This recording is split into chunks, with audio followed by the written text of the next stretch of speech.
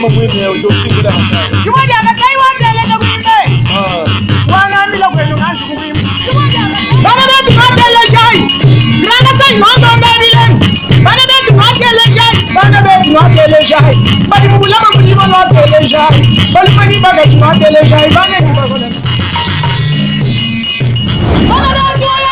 ne manquer aucune de nos vidéos, abonnez-vous sur Djibouti Kassai.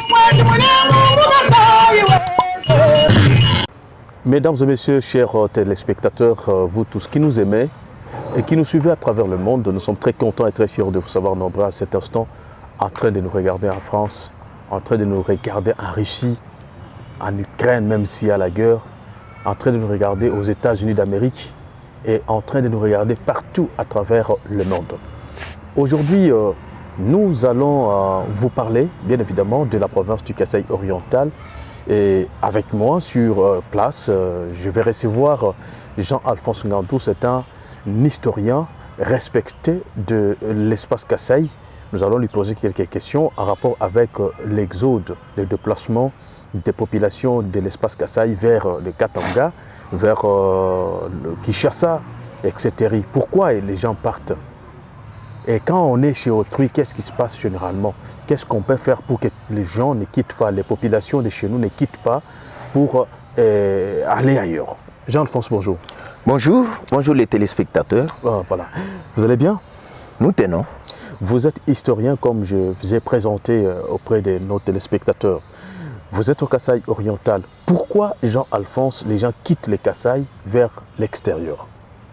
Merci de la question. Je pense qu'il y a plusieurs motifs, si on peut analyser les raisons qui font que les Kassaïens, je souligne bien les Kassaïens, parce que bien sûr qu'il y a des gens qui sont en mutation, qui sont ici, mais nous allons parler précisément des Kassaïens, les originaires de cette province, qui sont en train de quitter leur terre natale pour aller s'installer ailleurs. Il y a les uns qui sont toujours à l'intérieur de la République démocratique du Congo, qui vont à Kinshasa précisément, et beaucoup, la majeure partie, c'est vers le Katanga, et dans le Haut-Katanga précisément. Ici au Kasaï, il y a un phénomène. Le phénomène du départ est provoqué d'abord par le chômage. Et autrefois, vous savez qu'avec le régime de Mobutu, il y avait l'exploitation artisanale du diamant qui était libéralisée. Et puis, il y avait beaucoup de sites, il y avait beaucoup de mines où les gens allaient se débrouiller et l'argent circulait. Alors, depuis que l'Amiba est en chute, depuis que presque toutes les mines qu'on avait à l'intérieur de la province du Kasaï oriental, ces mines-là sont improductives et aujourd'hui, les gens trouvent mieux d'aller se débrouiller ailleurs. Raison pour laquelle nous voyons la plupart qui n'ont pas autre chose que l'exploitation minière, ils sont allés au Katanga et on les trouve dans les minings. Ils font ce qu'ils ont toujours fait ici au Kasaï, c'est-à-dire dans les mines de cobalt, d'étain, d'émeraude et presque tous les produits qui sont exploités dans le Haut-Katanga. Alors c'est un phénomène. Au départ c'était quand même rentable avec les grands hommes d'affaires comme Moïse Katumbi qui avait plusieurs minings et puis d'autres expatriés qui avaient d'autres minings. C'était quand même rentable. Raison pour laquelle... Actuellement c'est pas rentable. Pas très rentable dans les ce gens sens pensent que pourquoi? Bon, ce dernier temps, en tout cas, l'exode a beaucoup sensiblement diminué. Les gens ne partent plus encore comme dans les temps passés. Pas en grand nombre comme autrefois. C'est un peu modéré. Là, c'est un aspect. En tout cas, c'est un aspect très important parce que la plupart de ceux qui quittent le Kasaï pour aller s'installer dans le Haut-Katanga, aller dans les minings. C'est pourquoi vous les voyez un peu très nombreux vers Kolwezi, là où il y a plusieurs minings, et puis vers Kipushi et de ces côtés-là. Bon. Là, c'est un aspect. Un autre aspect, pour ceux qui quittent ici pour chercher de l'emploi. On va chercher de l'emploi, non pas dans les installations minières, mais dans les entreprises. Au Katanga, précisément dans la province du Haut-Katanga, il y a beaucoup d'entreprises et qui cherchent aussi une main-d'œuvre. Et comme au Congo, la main-d'œuvre est abondante et bon marché, alors on ramasse n'importe qui. On lui donne du travail et il est là, comme nous le disons là. Bon, de l'autre côté, pour ceux qui vont par exemple à Kinshasa, dans la capitale, là c'est la crème intellectuelle qui se déplace surtout.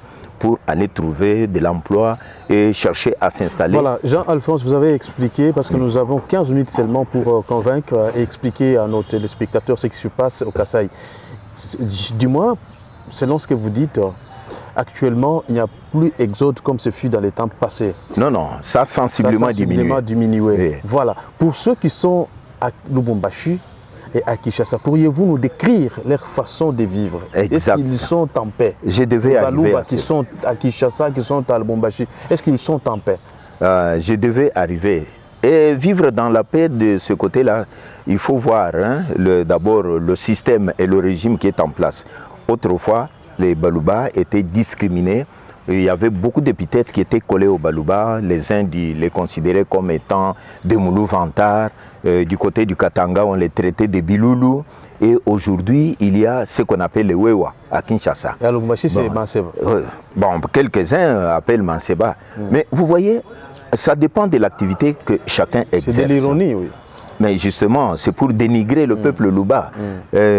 Beaucoup qui se sont lancés dans les affaires, parce qu'il y a encore une catégorie de personnes qui s'est lancée dans les affaires.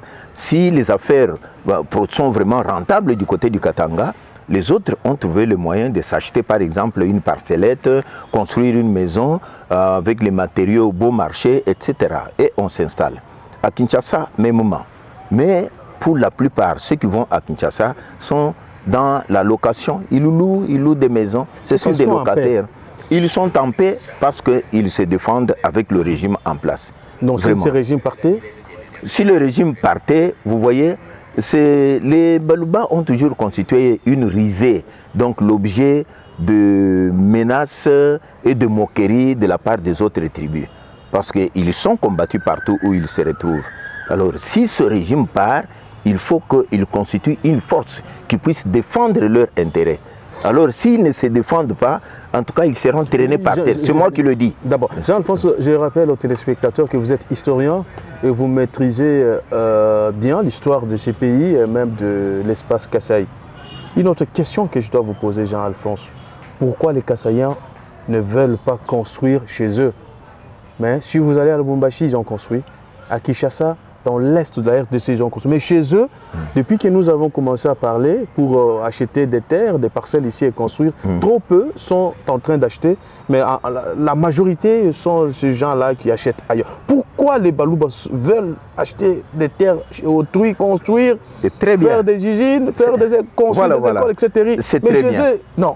Vous savez qu'il y a des tracasseries financières qui sont beaucoup plus accentuées. Je sais bien que l'État a besoin d'argent pour mener sa politique. Mais il y a des tracasseries un peu exagérées dans la province du Kasaï oriental, précisément en Mbuji-Mayi. Bien sûr que les gens sont initiés, sont formés au fisc, à la fiscalité. Mais ici, on exagère. Si on va par exemple sur le marché, on trouve un sac de ciment qui s'achetait à 50 $ autrefois, à 40 $ autrefois, puis aujourd'hui c'est environ 25 à 30 $. Mais ailleurs, à Kinshasa, on a acheté un sac de ciment à 7 $, à 9 $ et aujourd'hui c'est à 10 $. C'est très facile. 18 000 francs à Kinshasa. Bon, c'est 9 $. C'est pourquoi j'ai dit 10 $. Et en Mbuji-Mayi, c'est 31 $. 31 $.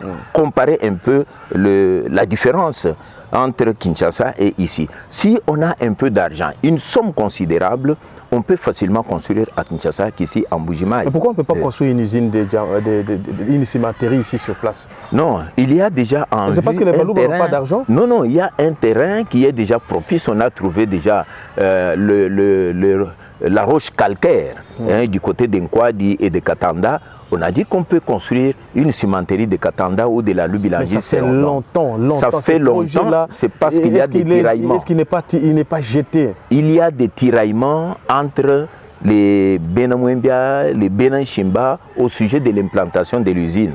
Tandis que les gens de Bena Kalambayi, puisque l'ingénieur... Mais l'État ne peut pas s'imposer. Pourquoi les autochtones peuvent imposer leur volonté à l'État? Mais cette usine-là, c'est une usine de l'État. C'est une usine de l'État. Est-ce que les autochtones peuvent imposer leur volonté à l'État? Je crois savoir qu'il n'y a pas une société qui a déjà gagné le marché. C'est ce qu'il faut dire au lieu de parler de ces conflits qui ça pèse. L'ingénieur qui a mené de prospection est originaire de Benakalambaye, de Bajila Membele. Il aurait voulu que la cimenterie soit implantée dans son village d'origine de Bajila Membele, Benakalambaye.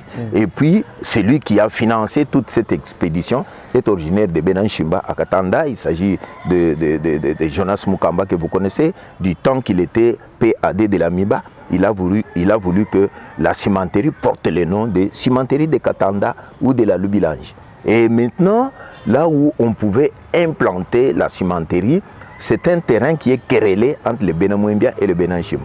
Voilà en tout cas le couac qui peut se poser au sujet de l'implantation de la cimenterie. En tout cas, cher Kassayan, cher Balouba, nous devons reculer. À mon avis, on doit rentrer chez nous pour construire. C'est le moment. Nous avons le pouvoir. Après ce pouvoir, on ne sait pas ce qui peut arriver. On ne prédit pas le malheur, on ne prédit pas les déluges, mais plutôt nous vous prions, chers Kassaïens, de reprendre conscience et rentrer chez nous. Moi, je me demande, comment voulez-vous aller dans la maison du voisin pour acheter la télé, acheter les congélateurs, pendant que chez toi, il n'y a rien? Tu achètes la mousse, tu achètes les congélateurs, mais c'est dans la maison du voisin, tu lui donnes. Mais chez toi, il n'y a rien, les enfants dorment à même le sol, il n'y a plus rien. Les soirs, ce sont tes enfants qui vont aller regarder la télé chez autrui. Est-ce que vous comprenez pas cette anecdote? Vous comprenez ce que je vous suis en train de vous dire? Donc, chers Kassaïens, rentrons chez nous. C'est le moment. Les querelles, ça existe partout. Aujourd'hui, nous voyons Russie, Ukraine, ce sont des querelles. Même des pays que vous pouvez vous imaginer, de grandes puissances, etc. Il y a toujours des problèmes. Mais ces pays-là, malgré les problèmes, ils ont la conscience de chez eux. Ces gens-là, malgré les querelles, malgré les difficultés, ils retournent. Non, chez nous, on doit... Même encore Ukraine, vous êtes en train de voir vous-même comment on est en train de bombarder. Après seulement ces conflits ou cette guerre, 5 ans plus tard, vous verrez ce qui va se passer. Les autoroutes qui sont détruites, tout ce que vous avez, vous verrez. Vous allez voir. Jean-Alphonse, oui. Moi je me dis, en fait, vous êtes quand même un doyen, vous êtes un vieux. Parlez quand même à vos frères, aux gens de votre âge qui sont ailleurs. Je sais que cet espace va sillonner les grands pays occidentaux, mais à ceux qui écoutent, qui comprennent mon dialecte ou ma langue, le Chiluba, je vais dire quelques mots. Ndima kwetu, ndima kunu, tiene mumanya, kwa buluki la mutu. Il faut dire que vous pouvez aller travailler ailleurs, mais en investissant chez vous. C'est le cas des Sénégalais que j'ai connu. Il y a même un film de Sembène Ousmane. Donc ce film-là parle de Sénégalais qui vont en Europe, qui vont étudier, qui terminent, qui ont même du boulot, mais qui cherchent à construire seulement au Sénégal. C'est pourquoi le petit Sénégal, c'est un pays en voie de développement grâce à sa diaspora, donc les Sénégalais qui sont en Europe. Les Sénégalais ce sont des gens qui sont dans un autre pays. Parlons seulement de justement, c'est un exemple. Nos frères congolais qui sont dans d'autres provinces. Vous avez vu déjà quelqu'un de Bandundu. Construit dans le Congo central. Construit dans le Lubumbashi, construit en Bujumbura. Il ne construit jamais ailleurs. Il ne construit jamais ailleurs. Il est chez lui. Ils sont nombreux dans plusieurs structures, mais ils construisent chez eux. Vous allez à l'Est, ces gens-là, malgré Bounia, ADF et consorts, ils construisent chez eux. Cher Balouba, venez, vous aussi. Vous avez de l'intelligence. Peut-être les conflits là, avec votre arrivée, vous pouvez trouver la paix. Vous avez les moyens de trouver la paix. C'est ce qui est important. Alors, tukasa kwetu tudima kwetu balwa ndima kwetu ndima kunu ndima kwaka ndima kunu kadi katena bamanya kwa bulake na chisumbuto. Alors merci. Toi ce qu'il a ni tout mon anga na msangu lo ala kumpala. Toi ce qu'il a. Merci.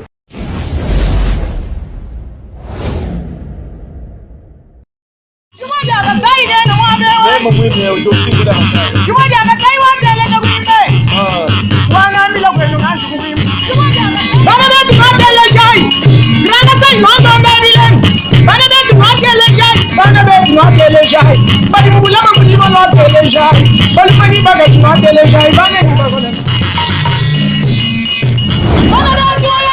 ne manquez aucune de nos vidéos, abonnez-vous sur Djibo Kassaï.